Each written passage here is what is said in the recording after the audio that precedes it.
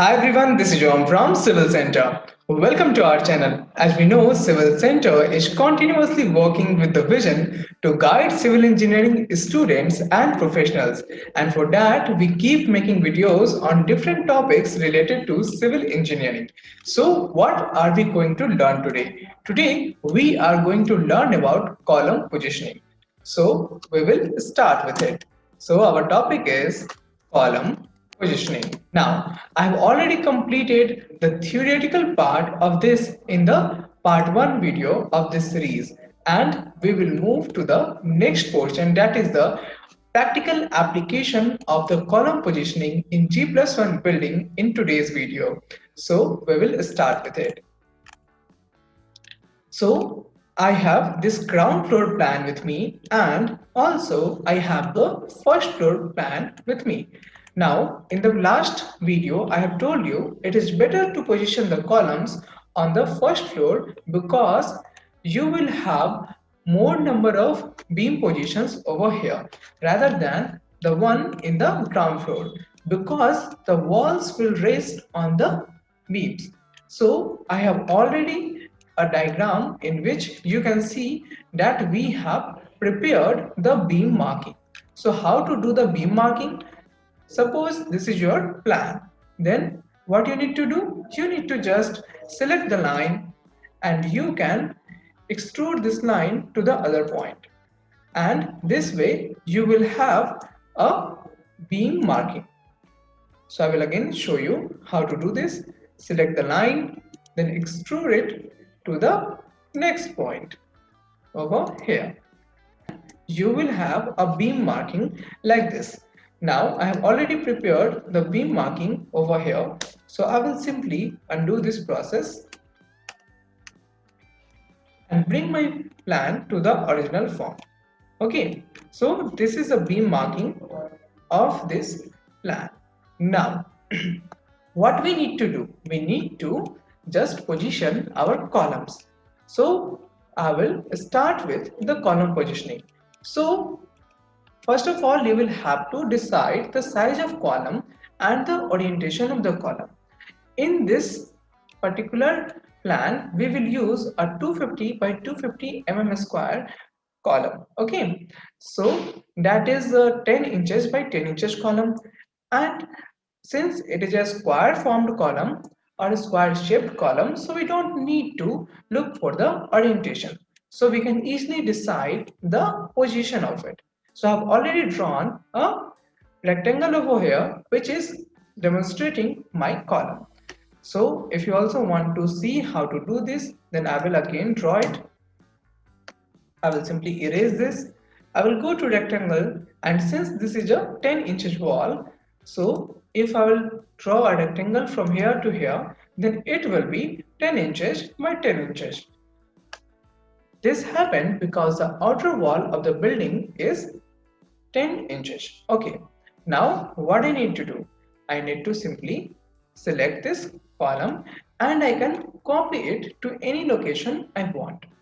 Now I will just revise all the theories that were there in the theoretical portions, and if you have not watched the video of column positioning in G+1 building part 1, then you will find a I button over here, and here you can just click and get the link of that. Okay, now that I have already selected my column, I will just click on the copy and I can position it to any location I want. So I have a distance of 11 feet 6 inches from here to here, and then we have a distance of 5 feet over here, and then we have a room of 11 feet over here.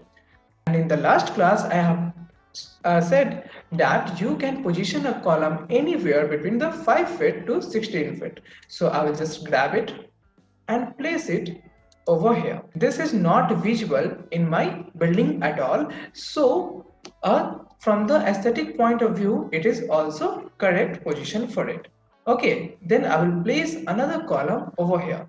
So the first column is placed at a distance of 11 feet 6 inches, and the next column is placed at a distance of 5 plus 11, that is 16 feet. So it is okay.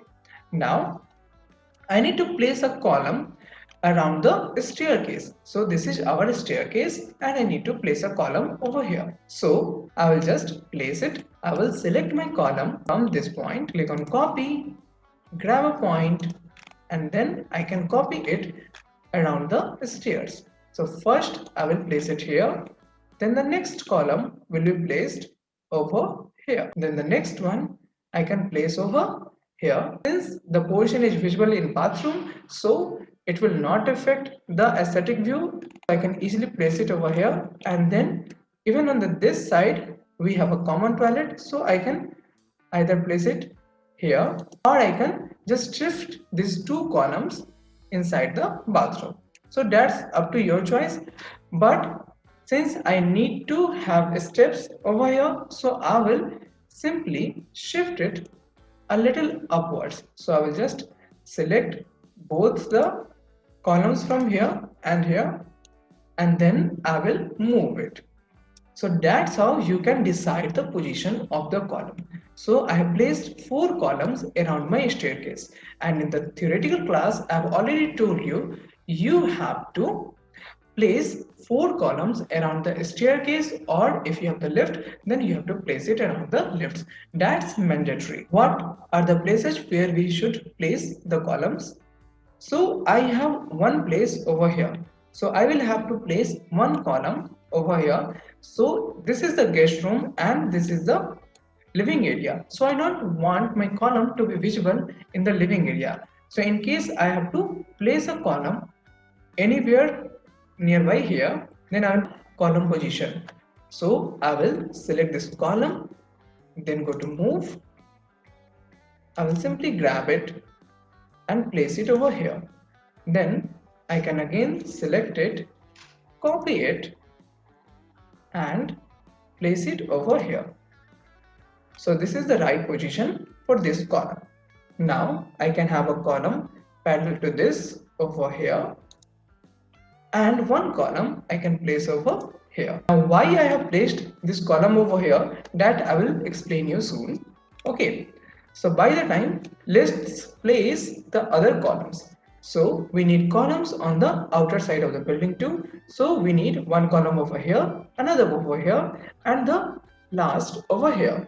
So we will just copy the column, and for that we will use the simple technique of selecting and then clicking on copy, and from here we can copy it first over here, the next over here, and the next over here. So you can see we have our 3 columns placed in proper alignment. Okay, then we'll have to place a few more columns. So we have a distance of 13 feet 7 inches in this direction. So we need to place columns between here and here because this is a long span. So where can we place it? The first one will be placed at the ends because it is already a long distance of 13 feet 7 inches. So we will simply copy and place this. And for that we can simply select it, go to copy, and then we can copy it over here, and you can see 2 columns have been placed. Okay, so we have to place the columns anywhere between 5 feet and 16 feet. That's why we have done this. Let's see what are the other places where we need to place the columns. So in this direction we are getting a long gap for the beams, so we need a columns over here.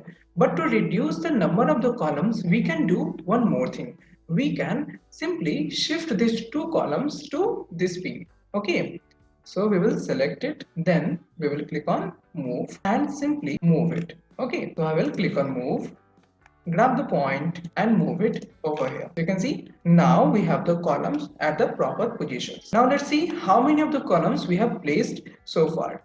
So we have 1, 2, 3, 4, 5, 6, 7, 8, 9, 10, 11, 12, 13, 14. 14 columns placed so far. Okay, so okay, there is one more and it is 15. So we have placed 15 columns so far. Now let's see what is the area over here. So in this direction we have a distance of 50 feet, and in this direction we have a distance of 13 feet. That means our area is 15 feet by 30 feet. So the total area is 1500 square feet, and we have a thumb rule that you have to place one column anywhere between 80 square feet to 100 square feet. Okay, so we will just do a little calculation and see how many of the columns we can place in this one. So I will open up the calculator, and here you can see for 1500 square feet we can have columns at max of 18.75, that is 19, and then minimum we need to provide columns that are 15 in number. So we can place columns anywhere between 15 to 19. Okay, and we have already placed 15 columns over here. Now let's see if we require any more column or not. So in this direction we have a distance of 10 plus 4, and then we have a common passage which is a little more than 4 feet. So we have 18 feet in this side. Okay, so we can just leave it like this. Otherwise, if you want to place a column, then you can place a column over here and over here. So these are the two places where you can place the columns, but that is not very much required. That will only just change the sizes of your column and the beams. Okay, otherwise everything will be fine if you are not placing any more columns over here. So guys, I think you have already understood the practical application of column positioning in the buildings. So that was all for today's video. If you are willing to join the full course of G+1 building, planning and design using AutoCAD and STAAD Pro, then you will find a link in the description and you can register yourself for that.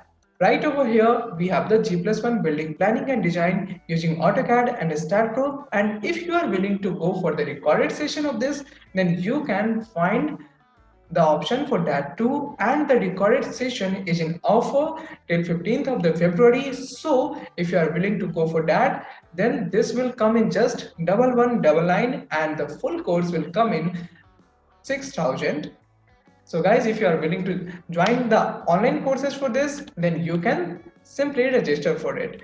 And if you are willing to go for the free content, then you can visit our YouTube channel where you will find a lot of free contents for the civil engineering students. Guys, that was all for today. See you in the next video. Thank you.